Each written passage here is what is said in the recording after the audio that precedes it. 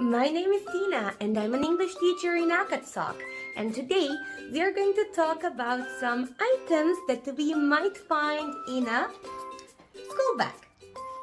The first item I have here is a book.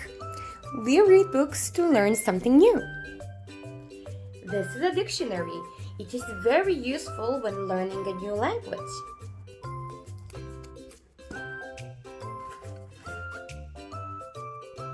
This is a pencil, and we use it when we want to write something down. But this pencil isn't sharp enough, right? Luckily for me, I have a pencil sharpener in my school bag too.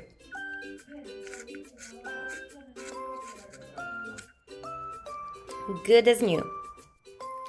This is a pen. And we do not use pencil sharpeners for pens. Click my bio to apply and see you soon!